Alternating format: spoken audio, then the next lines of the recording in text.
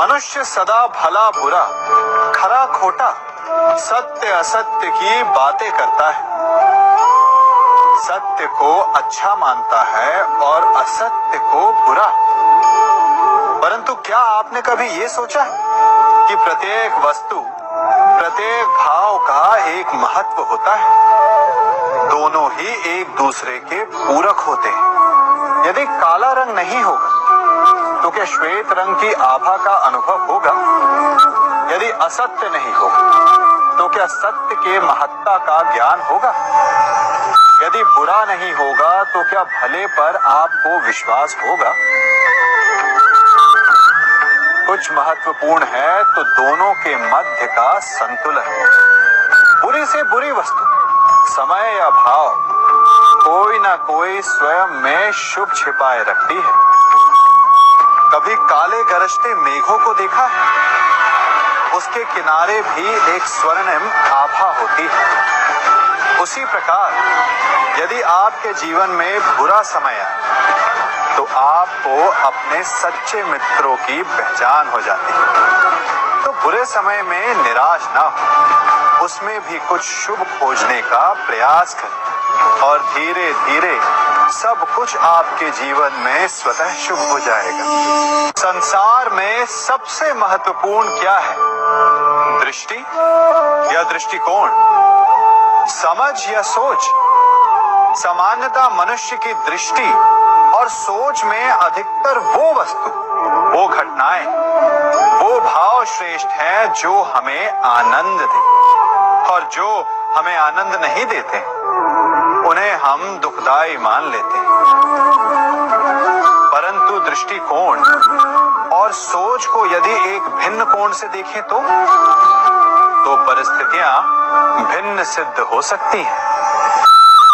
जिस प्रकार भीषण गर्मी हमें सुहाती नहीं, परंतु वही गर्मी सागर और नदियों के जल को वाष्पित करती है और हमें मनोरम वर्षा का आनंद देती है, उसी प्रकार भीषण परिश्रम के पश्चात हमें सफलता मिलती है।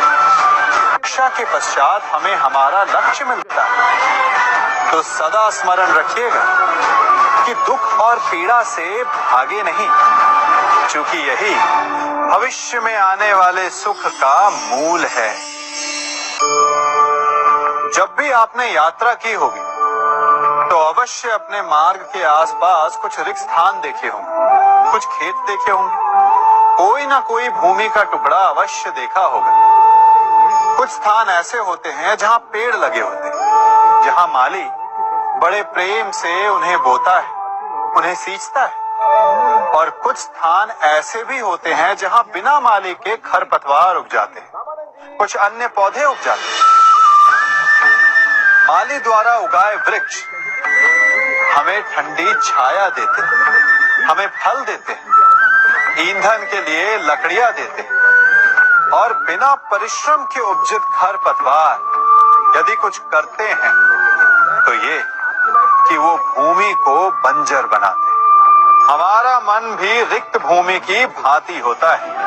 यदि अपने परिश्रम से उसमें सुविचारों के बीज डालोगे तो फलदायक विचार उपजेंगे, और यदि उसे रिक्त छोड़ दे तो खरपतवार की भांति अनुपयोगी विचार आपके मन को अपना घर बना लेंगे, आपके मन को मैला कर देंगे, उसे बंजर कर देंगे। अब निर्णय आपका है कि आपको सुविचार देने वाला मन चाहिए या कुंठा देने वाला। जल प्रकृति को इस संसार की सबसे अनूठी देन है। वो महासागर में भी मिलता है और मीठे तालाब में भी, वो पवित्र गंगा में भी होता है और दुर्गंध आती नाली में भी। हम तालाब और नदी को सम्मान इसलिए देते हैं क्योंकि उसका मीठा जल हमारी प्यास बुझाता है। परंतु सागर का जल पीने योग्य नहीं होता, इसीलिए कभी कभी हम उसे उतना महत्व नहीं देते और नाली के जल को हम हे दृष्टि से देखते हैं। तो क्या ये उचित है? हमारे संबंध भी इसी जल की भांति होते हैं। जिस संबंध से हमें लाभ ना हो उससे हम दूर हो जाते हैं। कभी ईर्ष्या के कारण, कभी अहंकार के कारण उस संबंध को तोड़ देते हैं। तो क्या संबंध को तोड़ देना उचित है? तनिक विचार कीजिए। माना कि सागर का जल फसल नहीं दे सकता, परंतु मोती तो देता है। माना कि नाली का गंदा जल हमें किसी भी कार्य के लिए उपयुक्त ना लगे, परंतु वो भी कहीं लगी अग्नि को बुझा सकता है। ठीक इसी प्रकार प्रत्येक संबंध कहीं ना कहीं किसी न किसी परिस्थिति में उपयोगी हो सकता है।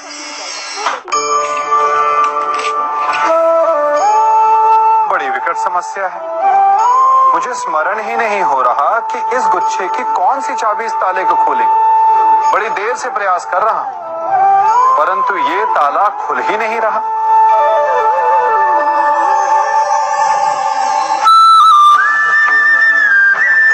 ऐसी परिस्थिति में आप क्या करेंगे?